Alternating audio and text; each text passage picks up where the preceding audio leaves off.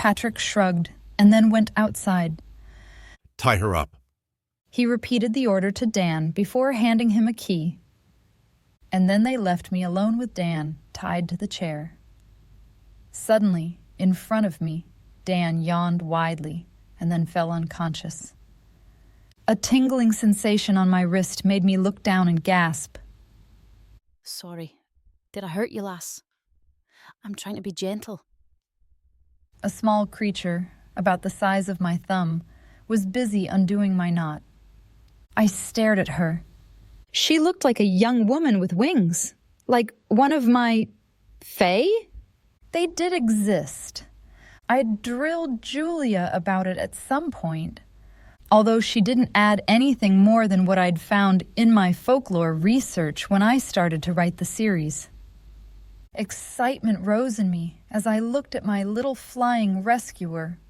A real fae. I couldn't believe I was one of the lucky ones who got to see them. Until I heard her next words. I'm Isla.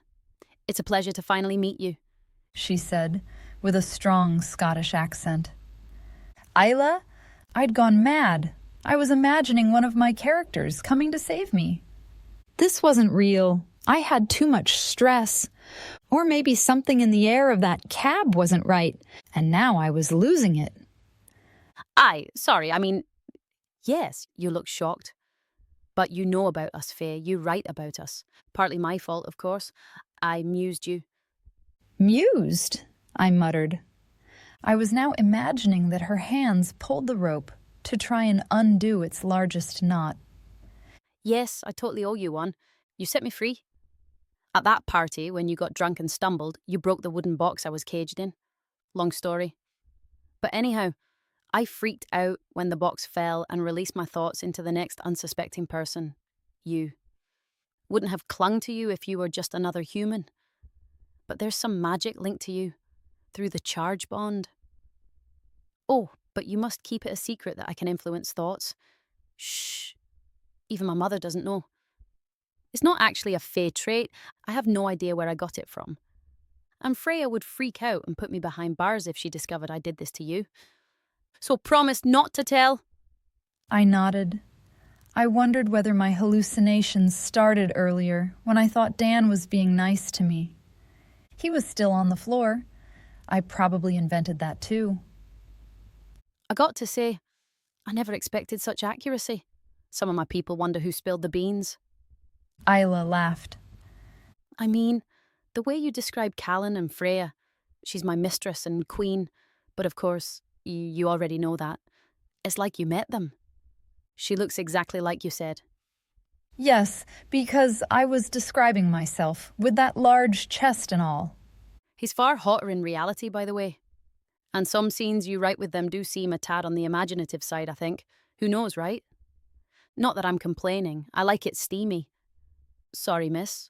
I am known for talking a lot, but then you got that when you wrote me. Yes. I was insane. I love your writing. She smiled broadly. You describe it all so great. I'm quite a fan. Many of us are. They're going to be so jealous when I tell them I met you in reality. My brain cells must be dying fast. You don't talk much. It's because I never met a fairy before. And never will again. Fae, she corrected. Fairies are giants like you. Have no wings and in fact look exactly like humans. They're also immortal. And lived in Ireland. Julia told me about them. She liked how fascinated I was with magic. With that curse, it turned out that it affected fairies differently. Anyhow, I hope I didn't cause any inconvenience by that muse thing. Though it did make you very prosperous. You know about that? Of course she did. She was a figment of my imagination. Word spread in my Sealy court and other courts in Isle of Skye. Good to hear. Might as well go with it. By the way, how come he's unconscious? Sleep potion arrow? Something that looked like a black toothpick hung from Dan's arm.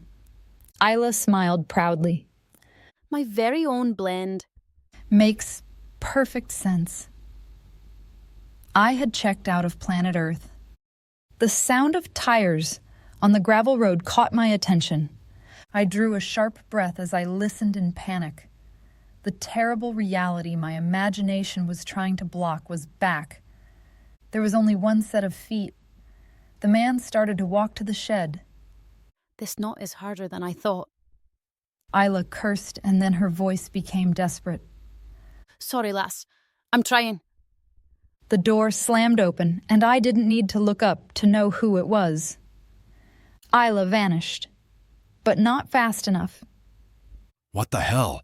Patrick waved his hand, and I heard a shout of pain as something crashed on the wall. I screamed, "You monster!"